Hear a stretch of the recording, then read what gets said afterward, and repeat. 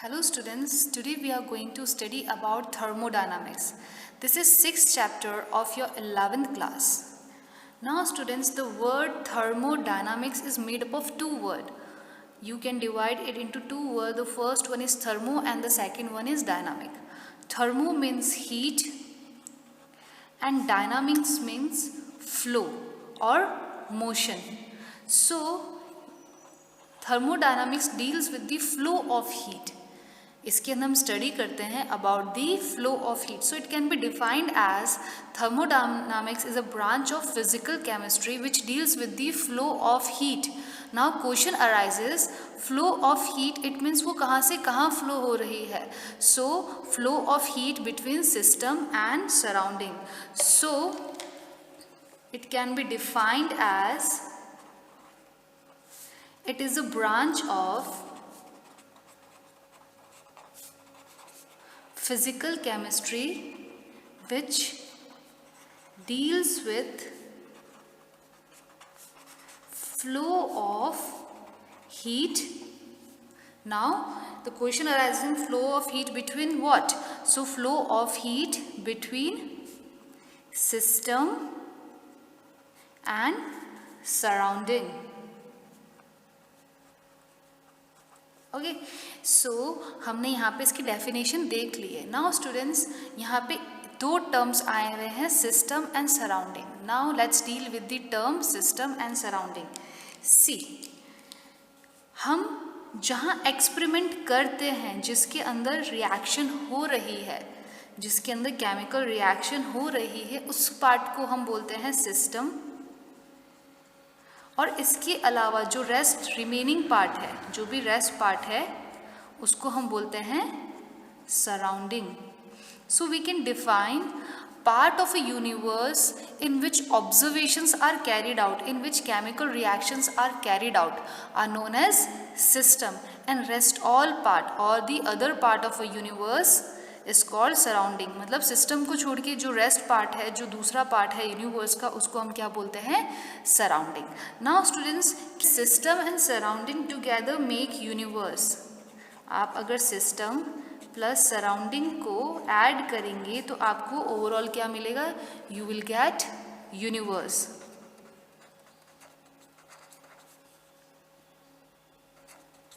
So this is the universe. So we can say that the part of a universe in which reaction is carried out or in which observation are carried out is called system, and the other part, the part other than the system, is known as surrounding. Now let's define system. What is system? We can say system, it is a part of universe in which observation are carried out, in which observation are carried out. ठीक है, जहाँ पे chemical reaction होती है, जिसके बारे में हम बात कर रहे हैं, जिसमें ऑब्जर्वेशन हम देखते हैं, उसको हम सिस्टम कहते हैं. अब अगर हम बात करते हैं सराउंडिंग की, so how you will define surrounding? Surrounding is all part of the universe other than system. So it can be defined the part of universe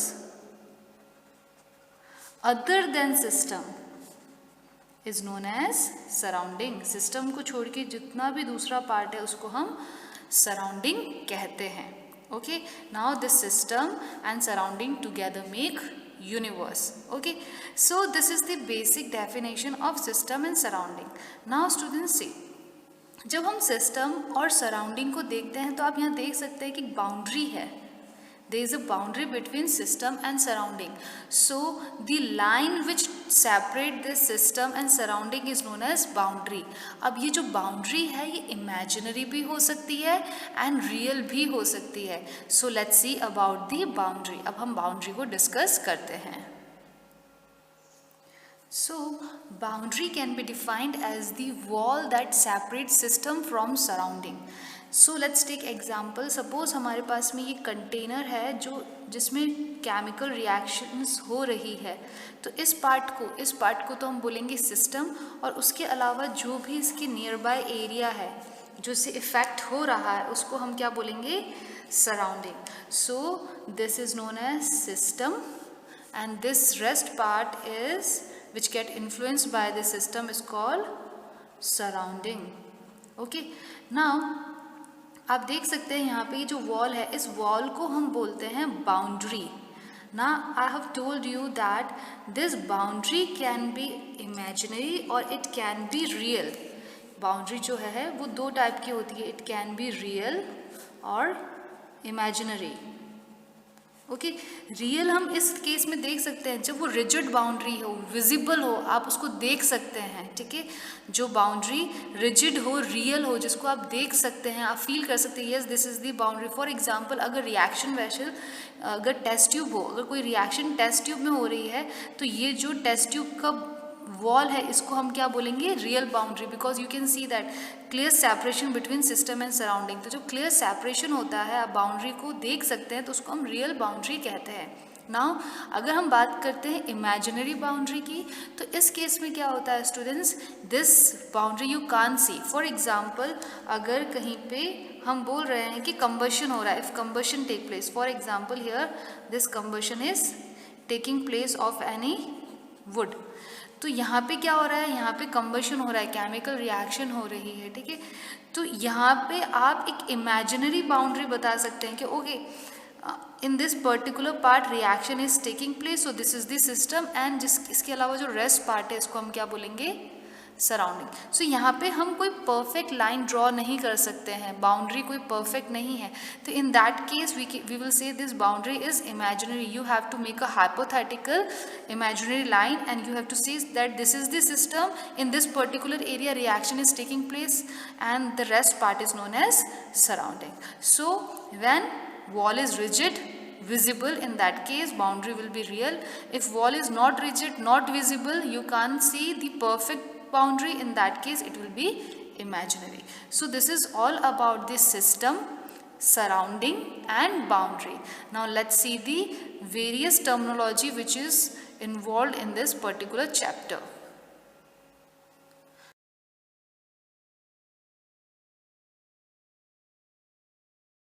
So now let's see first type of systems. Type of systems को भी categorise किया गया है open, close and isolated system के अंदर. ना these are classified on the basis of exchange of mass and energy. Mass and energy के exchange के बीच में, exchange mean system and surrounding के बीच में अगर मास और एनर्जी का एक्सचेंज होता है नहीं होता है, उसके बेसिस पे हमने इस सिस्टम को कैटेगराइज किया. So let's see the first system. First system है ओपन सिस्टम. ओपन सिस्टम आप जानते हैं कोई भी कंटेनर अगर ओपन है तो मास तो एक्सचेंज होगा ही, मास कुछ ना कुछ इवापोरेट होगा, बाहर जाएगा, साथ में एनर्जी भी एक्सचेंज होगी, क्योंकि वॉल कैसी है यहाँ पे, वॉल जो यहाँ पे डायाथर्मल वॉल है. डायाथर्मल वॉल का मतलब होता है जहाँ पे एनर्जी का एक्सचेंज हो सके. तो यहाँ पे वॉल कैसी है, डायाथर्मल वॉल है, कंडक्टिंग वॉल है, तो ये एनर्जी का भी एक्सचेंज करेगा क्योंकि कंटेनर ओपन है. ये कंटेनर ओपन है तो यहाँ पे एनर्जी का और मास का दोनों का एक्सचेंज होगा. तो मैं यहाँ पे डबल साइडेड एरो बना रही हूँ. So I will say energy भी एक्सचेंज होगा और मास भी एक्सचेंज होगा with the surrounding.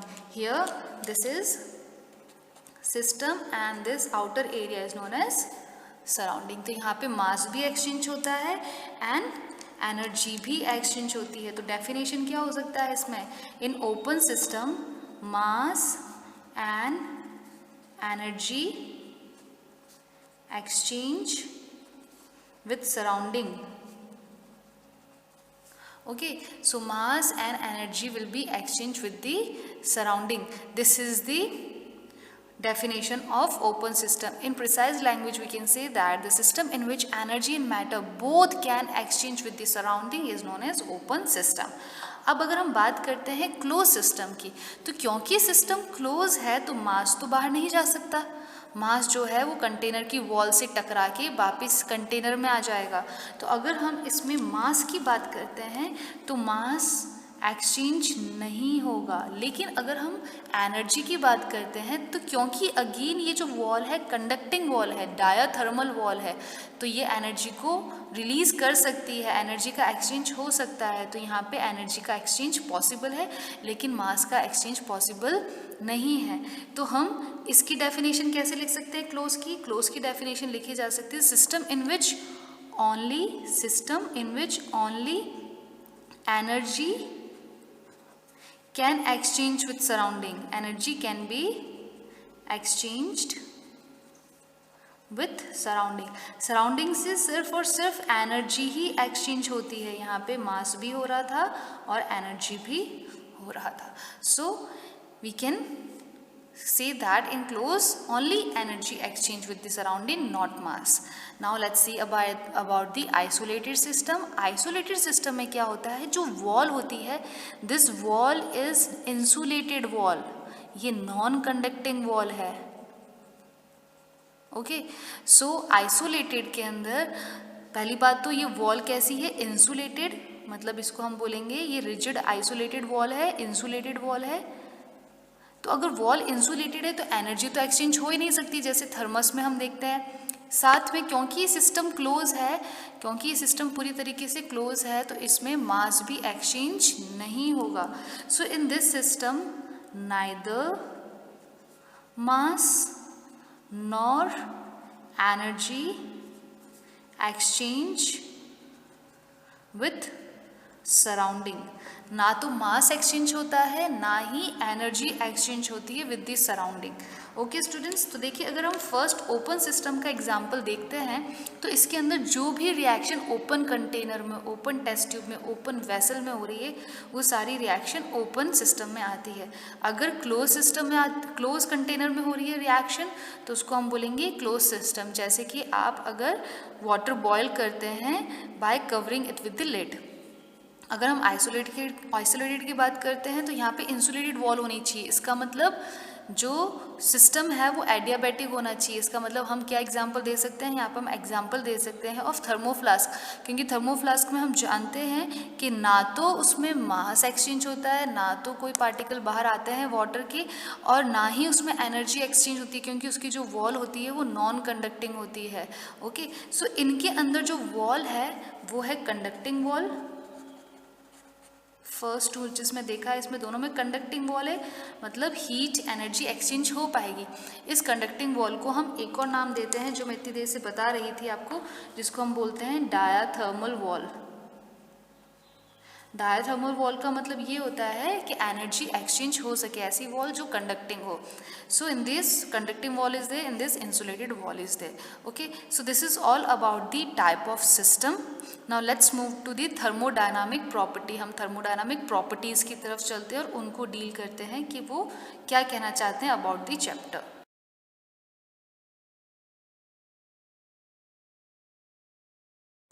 Now let's see about the thermodynamic properties.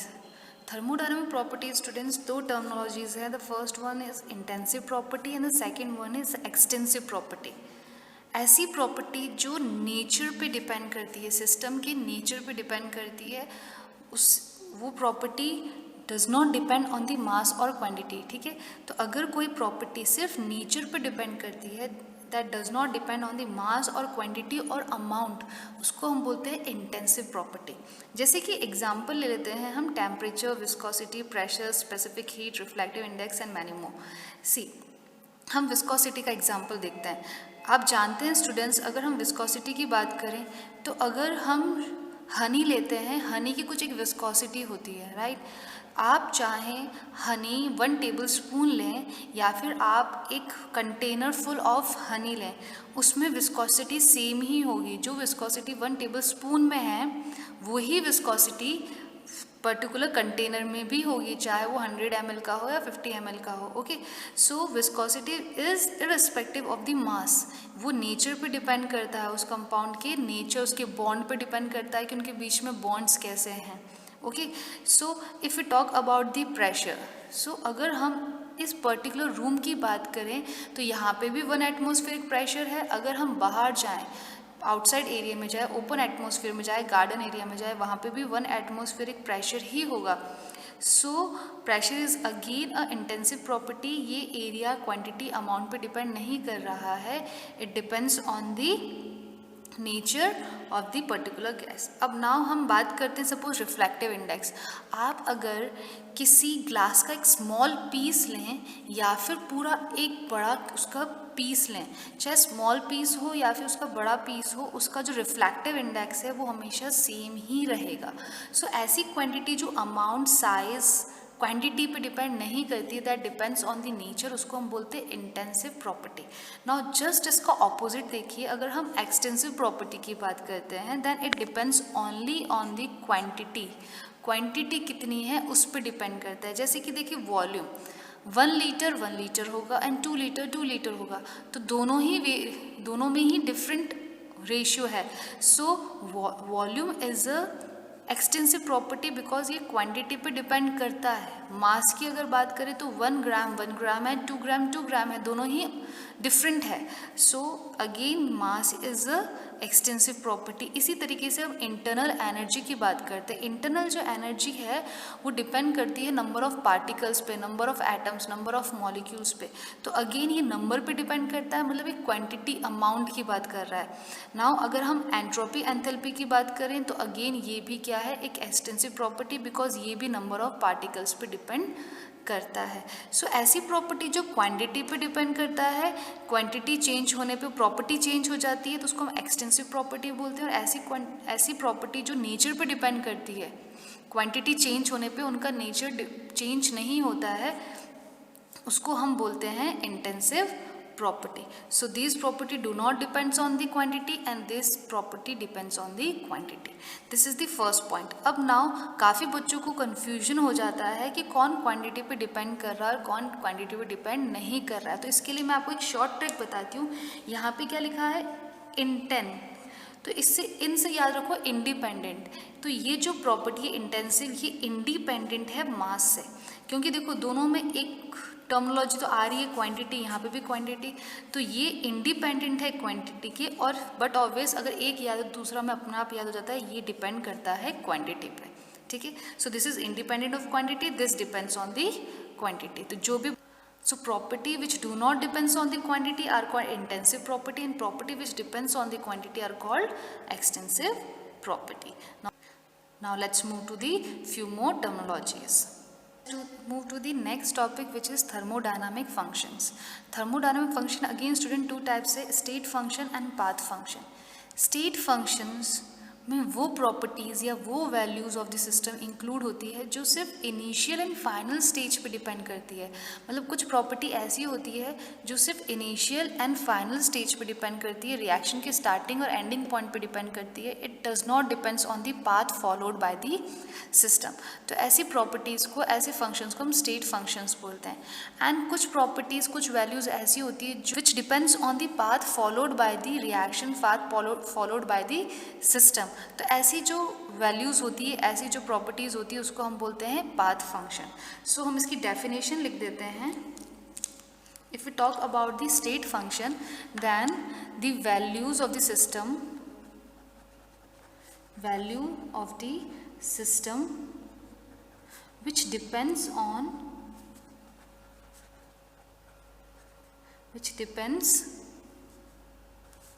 on initial and final stage और initial and final state of the system. वो सिर्फ स्टार्टिंग और ending पे डिपेंड करती है. It does not depends on path followed by system.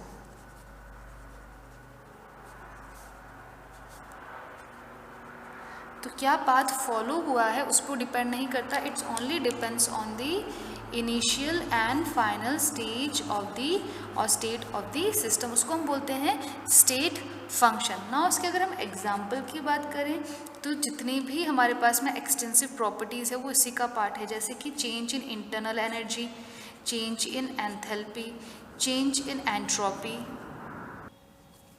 change in gas free energy, even change in temperature, change in pressure. change in temperature, change in pressure, which is the intensive property, is also a state function. तो ये सब क्या है, जितनी भी हमने यहाँ examples दे रखे हैं, ये सारे एग्जाम्पल क्या है, स्टेट फंक्शन की. वो सिर्फ इनिशियल और फाइनल स्टेट पे डिपेंड करते हैं. Okay, so I have written here the example. So change in internal energy, change in enthalpy, change in entropy, change in Gibbs free energy, and also change in temperature and pressure are the state functions, because ये initial and final stage पे depend करते हैं. अब बच्चों यहाँ पे हमने एक सिंबल यूज़ किया है ट्रायंगल जैसा, इसको हम बोलते हैं डेल. और डेल हम जब यूज़ करते हैं जब हम लार्ज चेंज की बात करते हैं, क्योंकि इनिशियल और फाइनल की जब बात करते हैं तो लार्ज चेंज है. So we use this term for the large change. हम इसको लार्ज चेंज के लिए यूज़ करते हैं. ठीक है, अगर हमको स्मॉल चेंज यूज़ करना है तो हम डी यूज़ करेंगे. Okay, so we have studied about the state function. अगर हम पाथ फंक्शन की बात करें, so path function depends on the, अगर हम बात करते हैं पाथ फंक्शन की, so path function depends on path followed by system. ठीक है, तो सिस्टम के थ्रू जो पाथ फॉलो होता है उस पे ये डिपेंड करता है. नाउ अगर हम इसकी एग्जाम्पल की बात करें, पाथ फॉलोड पे ये डिपेंड करता है. अगर हम इसके एग्जाम्पल की बात करें तो बच्चों इसमें 2 एग्जाम्पल्स हैं हमारे पास में. फर्स्ट है work and second is heat. Heat and जो वर्क है, ये 2 ऐसे एग्जाम्पल है जो डिपेंड करते हैं पाथ. हमें पूरा सिस्टम देखना होता है कि पर्टिकुलर टाइम पे क्या क्या वर्क हुआ है, पर्टिकुलर टाइम पे क्या क्या हीट चेंज हुआ है. So work and heat are the 2 only example of the path function. अब क्योंकि हम इसमें स्मॉल चेंजेस देखते हैं पर्टिकुलर सेकेंड्स में, पर्टिकुलर मिनट्स में, पर्टिकुलर टाइम के लिए, तो हम यहाँ पे डी वर्ड यूज़ कर रहे हैं. डी का मतलब होता है small change in work, small change in heat. यहाँ पे हमने स्टार्टिंग और एंडिंग की बात की थी इसलिए डेल यूज़ किया था. हम यहाँ पे पर्टिकुलर मोमेंट ऑफ टाइम पे चेक कर रहे हैं इसलिए हमने यहाँ पे डी यूज़ किया है. So D W D Q that is change in work and change in heat in particular duration of time. अभी टाइम छोटा भी हो सकता है इसलिए हमने यहाँ पे डी वर्ड यूज़ किया है. So state function depends on the starting and final state and path function depends on the path followed by the system. I hope आपको ये लर्न भी हो गया होगा क्योंकि डेफिनेशन मैं बार बार रिपीट कर रही हूँ. So these are the thermodynamic functions. Now let's move to the few more terminology related to the thermodynamics topic.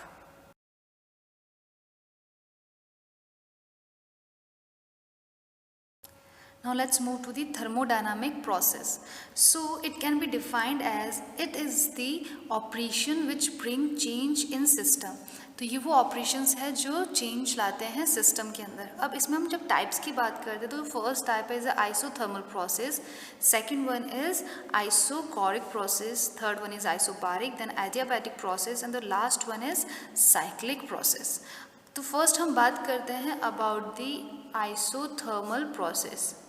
So it can be defined as this process in which temperature remain constant.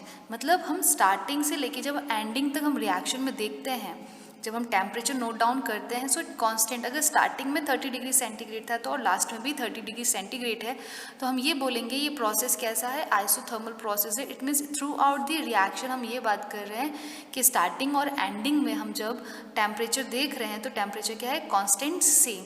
So reaction in which temperature remain constant is known as isothermal process. तो इसकी definition हम कैसे लिख सकते हैं, we can write in this temperature remain constant. Okay, तो temperature constant है बच्चों. मैं यहाँ पे इसके लिए लिख रही हूँ इसका फॉर्मूला. तो देखिए, अगर मान लीजिए कि T1 जो है वो स्टार्टिंग टेम्परेचर है एंड जो T2 है this is the final temperature. ठीक है, तो हम क्या डिफरेंस कैसे फाइंड आउट करते हैं, फाइनल माइनस इनिशियल. तो इसको हम डेल टी से भी डिनोट कर सकते हैं, राइट. फाइनल माइनस इनिशियल को हम डेल टी मतलब चेंज इन टेम्परेचर भी डिनोट कर सकते हैं. अब देखिए, अगर ये भी x है और ये भी x है तो चेंज इन टेम्परेचर क्या होगा, x minus x is equals to 0. तो चेंज इन टेम्परेचर क्या होता है, 0. तो हम ये कह सकते हैं कि आइसोथर्मल रिएक्शन के अंदर, आइसोथर्मल प्रोसेस के अंदर जो चेंज इन टेम्परेचर होता है that is del T will be equals to zero. और जब टेम्परेचर ज़ीरो है तो इंटरनल एनर्जी जो कि टेम्परेचर पे ही डिपेंड करती है, तो जब टेम्परेचर सेम है, चेंज इन टेम्परेचर ज़ीरो है, तो इंटरनल एनर्जी में जो चेंज है जिसको हम डेल ई या फिर डेल यू से भी डिनोट कर सकते हैं, वो भी किसके बराबर होगी, ज़ीरो के बराबर होगी। तो आपको ये चीज़ ध्यान होनी चाहिए कि आइसोथर्मल रिएक्शन में क्या चीज़ ज़ीरो के बराबर है। सो क्योंकि आइसोथर्मल है तो del T is equals to zero and del E is also zero because it depends on the temperature. ना इस वर्ड से भी आप समझ सकते हैं, यहाँ पे क्या है, iso means same and thermal means temperature. So in this temperature remains same constant. Okay, so iso means same and temperature denotes thermal. So let's move to the second which is isochoric process। अब बच्चों आइसोक्रोरिक process के अंदर volume जो है वो रहता है constant. So in this volume remain constant. अब अगेन अगर V2 माइनस V1 करते हैं, जहाँ पे V2 क्या हो जाएगा फाइनल एंड V1 क्या हो जाएगा स्टार्टिंग का, तो हम जब V2 माइनस V1 करेंगे तो del V will be equals to zero. So यहाँ पे हम कैसे रिप्रेजेंट करेंगे, we will represent del V will be equals to zero. So this is isochoric process in which iso again same and volume will remain constant. It means now isobaric, अगर हम बात करते हैं आइसोबारिक की, तो यहाँ पे क्या होगा, देखो टेम्परेचर हो गया, वॉल्यूम हो गया, तो बार आप जानते हैं यूनिट किसकी है, प्रेशर की। तो इसमें क्या होता है, volume remain constant, sorry pressure remain constant. यहाँ पे क्या कांस्टेंट रहता है, प्रेशर। अब अगेन अगर हमने P1 स्टार्टिंग प्रेशर माना है, P2 फाइनल, और दोनों ही सेम है, तो हम क्या करेंगे, P2 माइनस P1 करेंगे, और सेम वैल्यू को जब हम माइनस करें तो हमें क्या मिलेगा, ज़ीरो। तो यहाँ पे डेल P की वैल्यू कितनी हो जाएगी, zero. So change in pressure will be zero. So this is isobaric process. अब हम चलते हैं नेक्स्ट एडियाबैटिक प्रोसेस की तरफ। बच्चों एडियाबैटिक प्रोसेस में कोई भी एक्सचेंज ऑफ हीट नहीं होता है between system and surrounding. So in this no heat exchange take place between system and surrounding. System and surrounding में कोई भी हीट एक्सचेंज नहीं होता है एडियाबैटिक के अंदर। क्यों? क्योंकि एडियाबैटिक प्रोसेस के अंदर जो वॉल होती है कंटेनर की, जो सिस्टम की वॉल होती है वो इंसुलेटेड वॉल होती है। That wall will be insulated. अगर वॉल इंसुलेटेड है, एडियाबैटिक है, ठीक है, तो उस केस में वो जो वॉल है वो हीट का एक्सचेंज, एनर्जी का एक्सचेंज नहीं करेगी, जैसे हमने आइसोलेटेड सिस्टम में देखा था। तो क्योंकि इसमें जो वॉल होती है वो कैसी होती है, that wall is insulated. Insulated होने की वजह से इसमें हीट का एक्सचेंज नहीं होता है। तो इस वजह से हम इसको कैसे रिप्रेजेंट कर सकते हैं, I am writing over here, आप इसको लिख सकते हो del Q is equals to zero. मतलब यहाँ पे हीट में कोई भी एक्सचेंज नहीं होता है, मतलब स्टार्टिंग और एंडिंग में हीट सेम ही रहेगी, कांस्टेंट ही रहेगी। इसके लिए यहाँ पे del Q is equals to zero. या फिर हम उसको सिंपल में बोल सकते हैं, instead of writing no exchange of heat between system and surrounding, you can also write in this no heat change will take place or heat will remain constant in the reaction. Now if we talk about the cyclic process, word आपको अपने आप ही बता रहा है, in this process system return to its original state after going into series of changes। बहुत सारे changes होने के बाद finally वो अपने initial stage पे ही आ जाता है, तो उसको हम बोलते हैं cyclic process। तो हम इसकी definition लिखते हैं। If we write about the cyclic process, then it can be defined as process in which system return to its original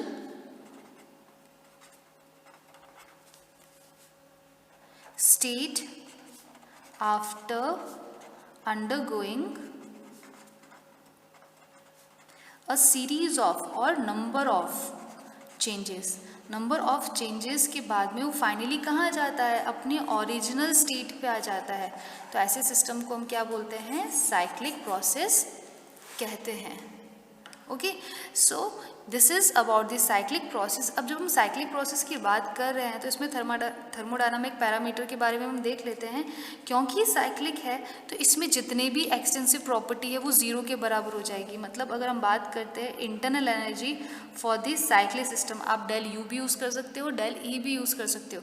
तो क्योंकि जो हमारे पास में ये इंटरनल एनर्जी है ये एक स्टेट फंक्शन है, स्टार्टिंग और एंडिंग पे डिपेंड करती है। तो यहाँ पे स्टार्टिंग और एंडिंग पॉइंट एक ही है, जहाँ से वो शुरू हुआ है वहीं रिएक्शन खत्म हो रही है। तो स्टार्टिंग एंडिंग पॉइंट सेम है तो पैरामीटर भी सेम होंगे। तो जो डेल यू है वो क्या हो जाएगा, ज़ीरो। क्योंकि अगर स्टार्टिंग आप मान लीजिए एक्स है और फाइनल भी क्या आ रहा है, वापस से घूम फिर के स्टार्टिंग पे मतलब एक्स, तो x minus x will be equals to zero. इसलिए यहाँ पे जो change in internal energy for this cyclic system है वो ज़ीरो है। उसी तरीके से आप एंथैल्पी भी ले सकते हैं। एंथैल्पी भी अगेन कैसी प्रॉपर्टी है, एक्सटेंसिव प्रॉपर्टी है, प्लस वो स्टेट फंक्शन है, स्टार्टिंग और एंडिंग पे डिपेंड करता है। अगेन जब स्टार्टिंग एंडिंग पॉइंट सेम है तो उस केस में डेल एच की वैल्यू भी क्या हो जाएगी, ज़ीरो। तो जितने भी स्टेट फंक्शन है वो साइक्लिक प्रोसेस के लिए क्या होंगे, ज़ीरो। जितने भी स्टेट फंक्शंस हैं, अगर स्टेट फंक्शंस की हम बात करते हैं, उनकी चेंज की हम बात करते हैं, उनकी वैल्यू क्या होगी, ज़ीरो के बराबर होगी। क्योंकि वो सारे ही फंक्शन में स्टार्टिंग और एंडिंग पोजीशन क्या होगी, सेम, और वो स्टार्टिंग और एंडिंग पोजीशन पे ही डिपेंड करते हैं, इसलिए उनकी वैल्यू किसके बराबर होगी, ज़ीरो के बराबर होगी। So these are the few thermodynamic processes. Now let's move to the internal energy topic.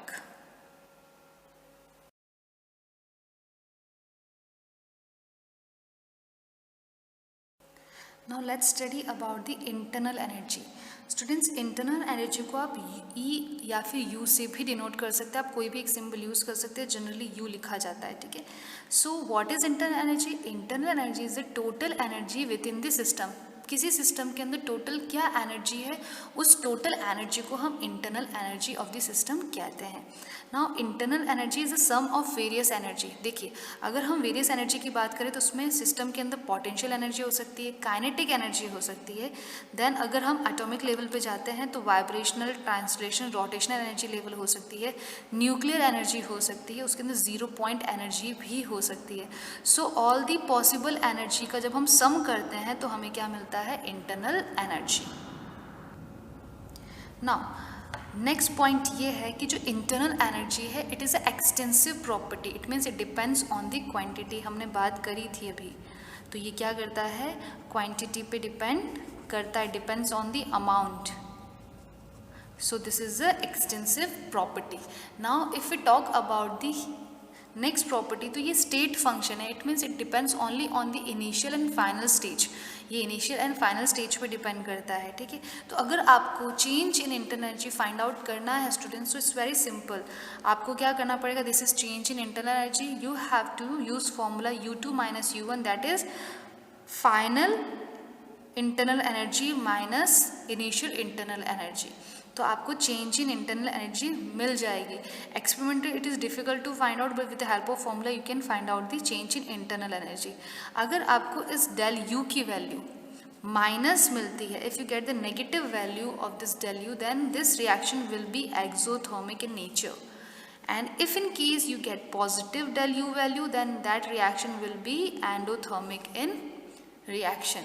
Okay, now the last point in internal energy is that this depends on the temperature. जो internal energy वो temperature पे भी depend करता है, pressure पे भी depend करता है, volume पे भी and amount पे भी, that is number of moles amount पे भी depend करता है. So in short we can conclude that internal energy is represented by E or U, and this is the sum of the all the energy which is present in the system, or the we can say this is the total energy of the system. And then you have to remember that if its value is minus, then it is exothermic reaction, if it's plus, then it is the endothermic reaction. That's it. So this is all about the internal energy. I hope you understood all the various terminology which is involved in the thermodynamics. So please revise the topic and take care of yourself.